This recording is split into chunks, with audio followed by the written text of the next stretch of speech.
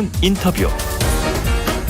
네, 화제의 이슈를 짚어보는 10분 인터뷰 시간입니다. 대선의 열기가 고조되고 있는 가운데 오늘은요, 고 노무현 전 대통령의 사위자 그리고 민주당 선대위의 대변인을 맡고 있는 곽상언 변호사를 스튜디오에 모셨습니다.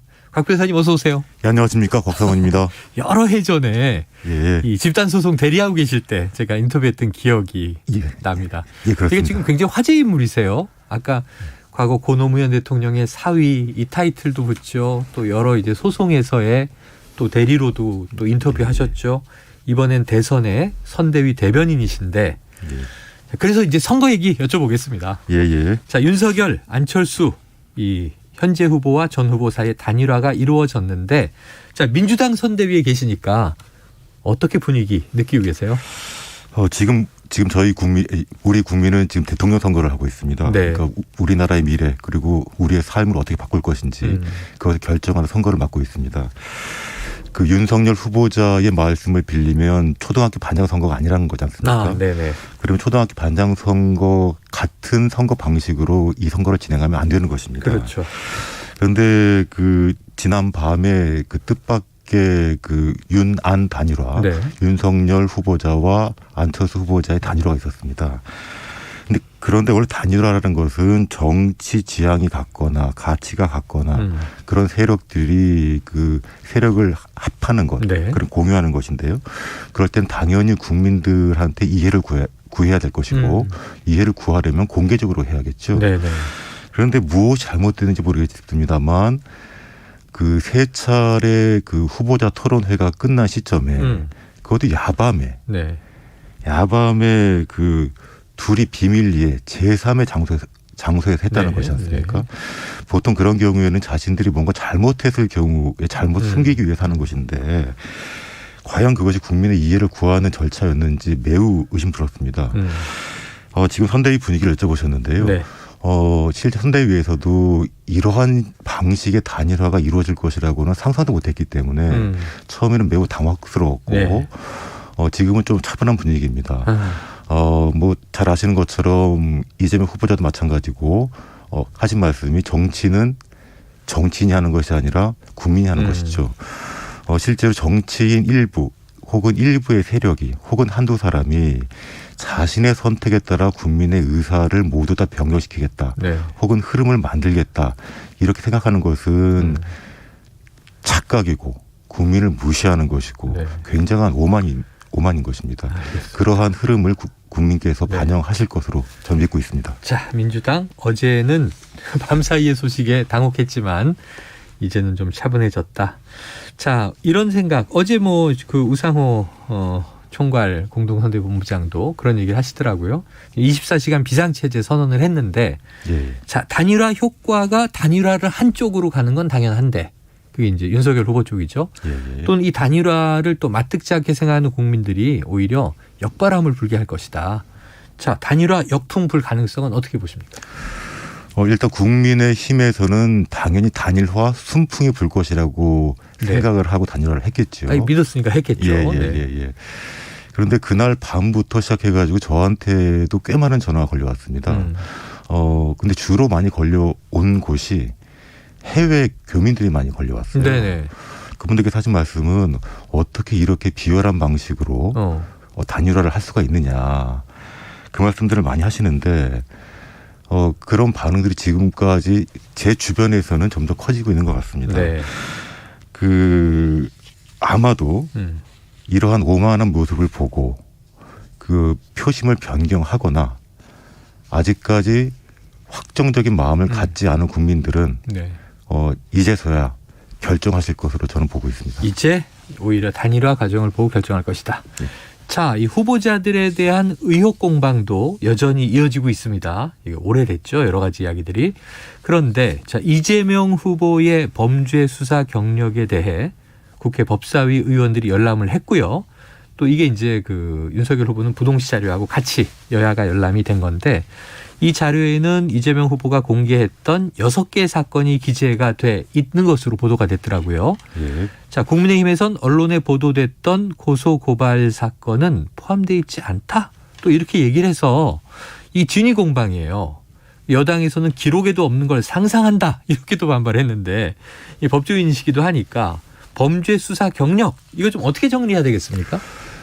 선거에 출마해 보신 분들은 모두 다 아시는 건데요. 네네. 출마를 하기 위해서는 이 지금 말씀하신 범죄 수사 경력 조회서를 첨부를 해야 됩니다. 네네. 그런데 이 범죄 수사 경력 조회서에는 본인과 관련한 모든 수사 내용, 그다음에 처분 내역들이 기재가 되어 있어요. 네네. 그러니까 그 말씀 뭐냐면은 이 그 조회서에 기재가 되어 있지 않다면 실제로 벌어지지 않았다는 얘기죠. 그런데 만약에 그 조회서에 기재가 되어 있지 않았는데 실제로 고소 고발이 되어 있고 어떤 처분을 받았다면 이 범죄 수사 경력 조회서를 위조한 것이겠죠. 혹은 국가기관이 그 어떠한 범죄에 대한 관리를 잘못했다는 것이죠. 네네네. 그러니까 지금 국가기관의 부실 문제를 탓하거나 그 없는 사실을 만들어냈거나 둘 중에 하나로 봅니다. 네, 이제 야당의 주장이 그러할 수 있다. 그럼 이제 어떤 특정 개인이 뭐 선거에 나가든 아니든 이 지금 말씀하셨던 범죄 수사 경력 조회서라고. 조회서 예. 그러한 일이 있었던 것을 조회해 보겠습니다. 그러면 이제 법적 처벌 뭐 당연히 있겠고 뭐 재판 유무죄야 당연히 기록이 있겠지만 거기까지 안 가도 불기소돼도 범죄 혐의가 있습니다 해서 수사를 받았다면 여기 다 남아 있겠네요, 흔적이. 그 문서의 종류마다 다른데요.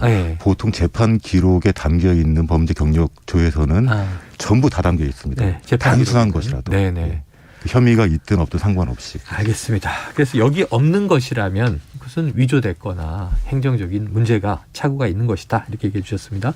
자, 반면 윤석열 후보의 부동시 병역 기피 의혹에 대해서도 자료열람을 했는데 자, 아까 잠깐 짚었습니다만 이 1982년 군 신체 검사 때는 이게 부동시가 나왔고요.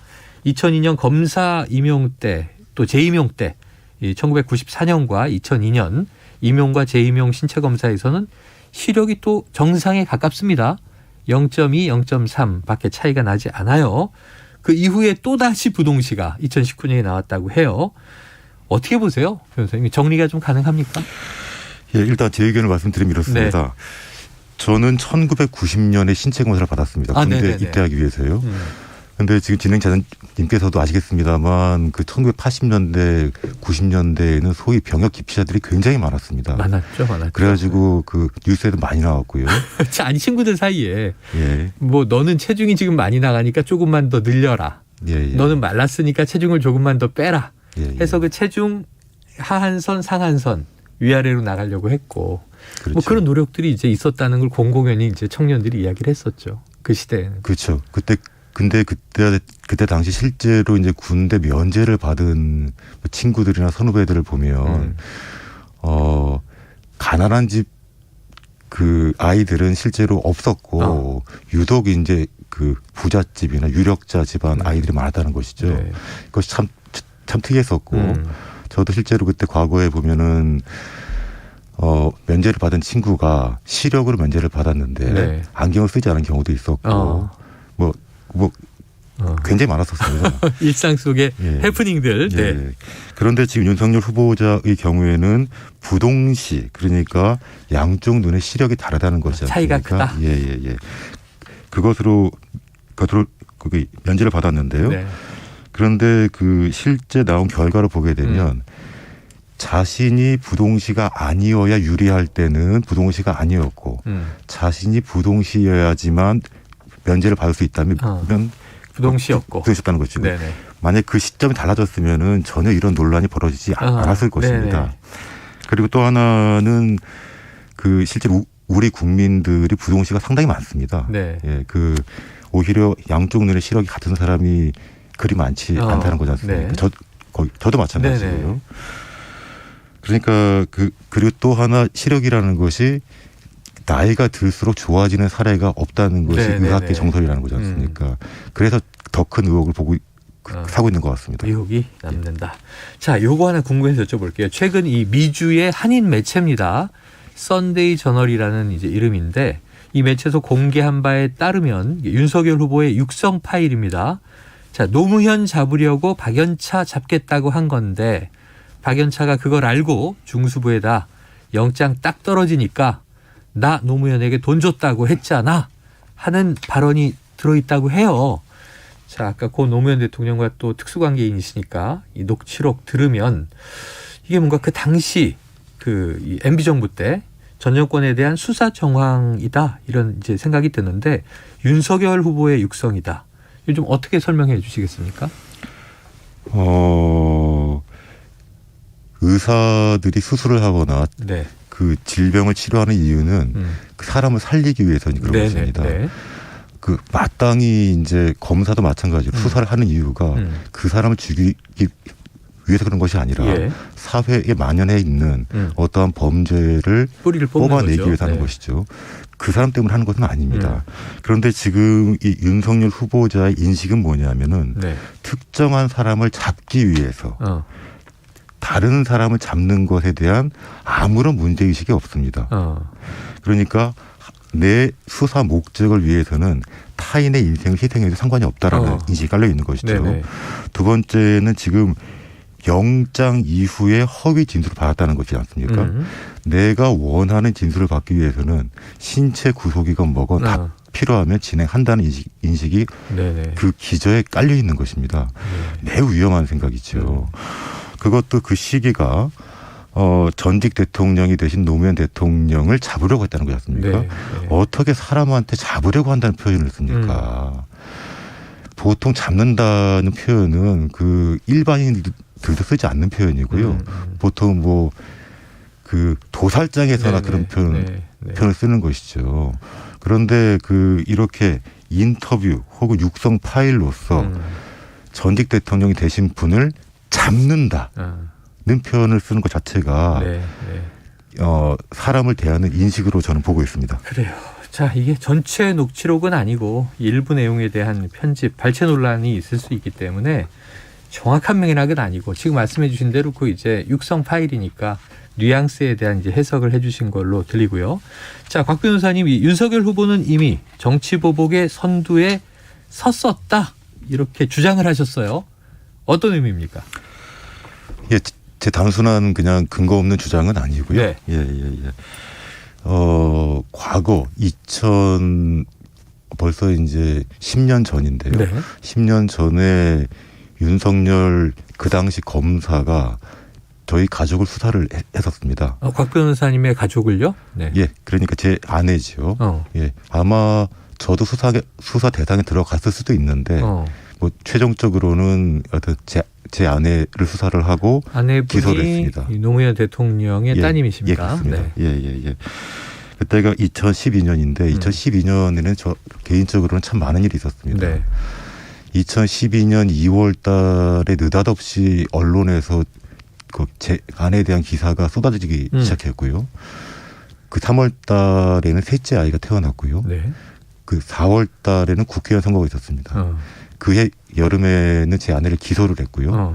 그리고 12월에는 거기 대통령 선거가 있었습니다. 그 사이에 그 많은 언론 보도로 저희 가족은 매우 고생을 했었습니다. 네네. 그러한 수사와 기소를 한 검사가 윤석열이죠. 아, 당시에. 예. 자, 지금 2012년에 참 많은 일이 있었다 얘기를 해 주셨는데 이게 고 노무현 대통령이 타계한 시점 2009년이잖아요. 그렇습니다. 퇴임하시고. 2009년 5월입니다. 예, 그로부터 지금 3년이 지난 시점에 그 따님 가족에 대한 수사가 있었다. 근데 이게 혹시 이 전임 대통령 가족에 대한 보복 수사다. 이렇게 생각하는 데는 또 근거와 이유가 필요하지 않겠습니까? 뭐 보복 수사인지 정상적인 수사인지 제가 단언할 수는 없습니다만 네네. 보복 수사로 보일 수 있는 정황들은 매우 많습니다. 네. 그것은 제가 그냥 단순히 주장하는 것은 아니고요. 주관적 주장은 아니다. 예, 저는 원래 주관적 주장을 하지 않습니다. 예, 그러니까 지금 2020년 말에 제가 국가정보원에 정보 공개 청구를 해가지고 우연히 저에 대한 사찰 문건을 받았습니다. 그 사찰 문건이 매우 많은데요. 네. 그 중에 수사 정보가 기재된 문건이 총 22건이고 그 중에 21건의 문건이 윤석열 검사가 이명박 정부에서 중앙수사부 과장, 범죄정보 담당관, 그다음에 서울중앙지검 특수부장을 네. 할 때 작성된 문건들입니다. 어허. 그 문건에 보게 되면 이런 내용이 나와요.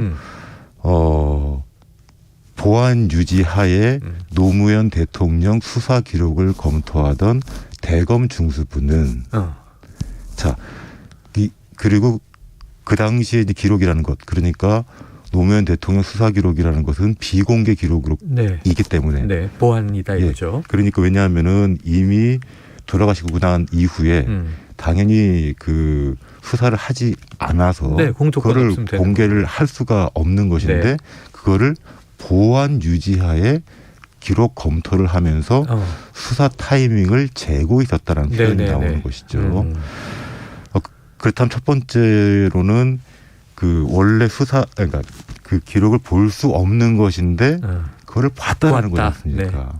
그것도 돌아가신 후 네. 3년이 지난 시점에서 다시 열어봤다. 3년이 지난 시점은 그해 대통령 선거가 12월에 있고 국회의원 선거가 4월에 있던 때였습니다. 네네. 그러니까 알겠습니다. 시점 자체가 정치적 타이밍이라는 것이고. 자, 묘한 대목입니다. 자, 이게 지금 잠깐 곽 변호사님한테 파편적으로 들으니까 너무 큰 이제 궁금증이 생기고 있는데 지금 이게 해소할 길이 없어요. 왜냐하면 인터뷰 시간이 다 됐습니다. 이게 대선 끝나고요. 한번 이 관련해서 또 이야기를 나눌 기회가 있었으면 하는 생각이 들고. 자, 오늘 굉장히 중요한 말씀 주신 곽상은 변호사님 오늘 말씀 고맙습니다. 예, 고맙습니다. 지금까지 곽상은 더불어민주당 선대위 대변인과 함께했습니다.